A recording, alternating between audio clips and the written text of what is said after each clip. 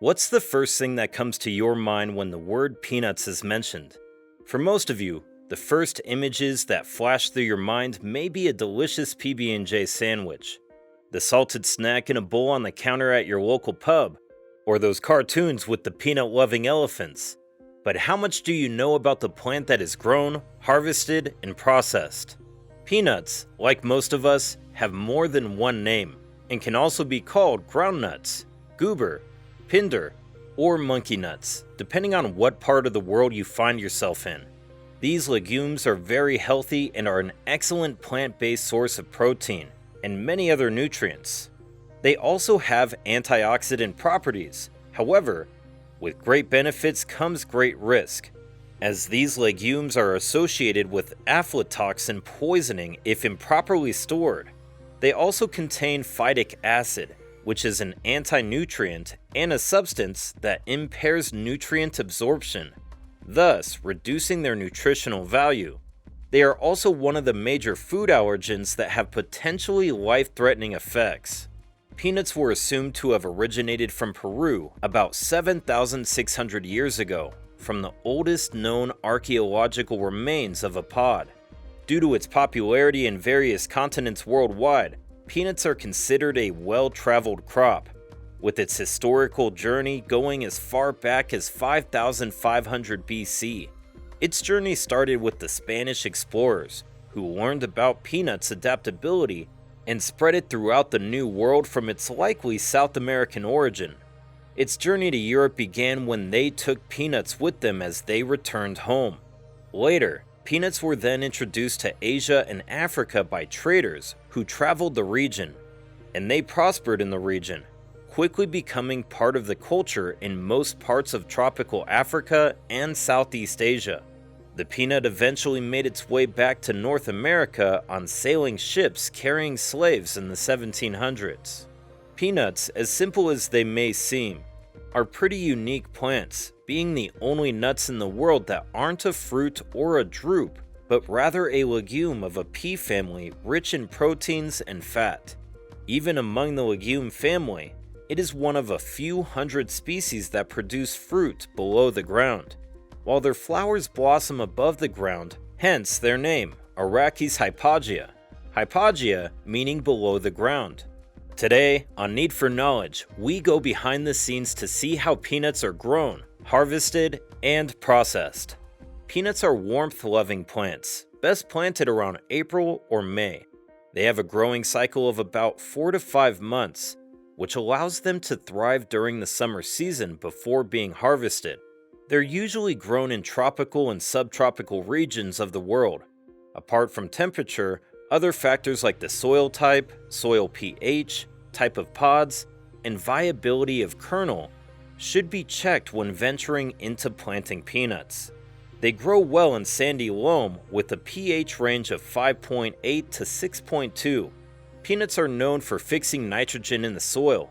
Therefore, they are very good plants for crop rotation. After the kernels have been put in the ground for around 10 days, the peanut seedlings will begin to emerge and could grow as tall as 18 inches. Approximately 40 days are required for the yellow blossoms to emerge, after which the pollination process occurs, causing the petals to fall off. After completing this step, a procedure known as pegging will take place, after which the peanut takes its final shape at this stage. Peanuts need a much lower amount of water to survive compared to other nuts, such as pecans, walnuts, hazelnut, and others. An irrigation system is used to supplement natural precipitation if there isn't enough rain to sustain plant growth. As mentioned earlier, peanuts can be found in various places around the world, so it's of little wonder that there are thousands of varieties out there. But these varieties can be grouped into 4 market types for easier classification. The 4 market types are runner, Virginia, Spanish, and Valencia. In the US, the runner type has achieved widespread recognition because of its appealing range of kernel sizes, and a significant fraction of runners are utilized to make peanut butter. Virginia type account for most of the peanuts roasted and eaten as in shells because of its appealing range of kernel sizes, and a significant fraction of runners are utilized to make peanut butter. Virginia type account for most of the peanuts roasted and eaten as in shells because of their large kernel sizes. Spanish type has smaller kernels covered in reddish-brown skin and is predominantly used for peanut candy. However, they can also be used for salted nuts and peanut butter. Valencia type usually has 3 or more small kernels in a pod and is excellent for fresh use as boiled peanuts. There was an increase in the consumption of peanuts in the 1860s during the Civil War, when soldiers relied on them for food. By the end of the 19th century, peanuts were more popularized and eaten as snacks. They were also freshly roasted and sold by food vendors on the streets, in circuses, or at local baseball games. This increase in demand caused the development of modernized equipment needed for the production, harvesting, and shelling of peanuts. Before then, peanuts were harvested by hand, which caused more room for leaving behind stems and trash in the peanuts, thus reducing the quality and presentation of these tasty snacks. Peanuts are harvested approximately 140 to 150 days after planting. The peanut harvesting process takes place in 2 stages: digging and threshing. Before digging, farmers are to ensure the soil is neither too wet nor dry. In the first stage, digger windrowers dig the peanuts. Excess soil is shaken off in the process, and the plants are kept in windrows to dry with the peanut side facing up and the leaves facing down. Peanuts are left to dry to remove at least 10% of their water content so they can be better stored, and this helps prevent the risk of aflatoxin poisoning. The next step is threshing, which can be done with a thresher that separates the peanut pods from the vine. The 2 stages could also be done by a peanut combine harvester, which harvests the peanuts, knocks loose soil off using threshing cylinders, and stores the peanuts on a windrow until they are taken to another storage area. Peanut processing involves the procurement, storage, shelling, grading, and transportation of raw peanuts. Peanuts harvested from the farm are best stored in an airtight container in a cool, moisture-free environment. Shelling involves the dehuling of the nuts by passing them through perforated grates, which separate the kernels from the hulls. The kernels can then be transformed into more eye-catching and appealing delicacies, such as peanut butter, roasted snack peanuts, peanut confections such as peanut brittle, peanut pies, and even peanut oil. It's possible to cultivate peanuts in a limited space by growing them in pots on a patio, balcony, or other outdoor space.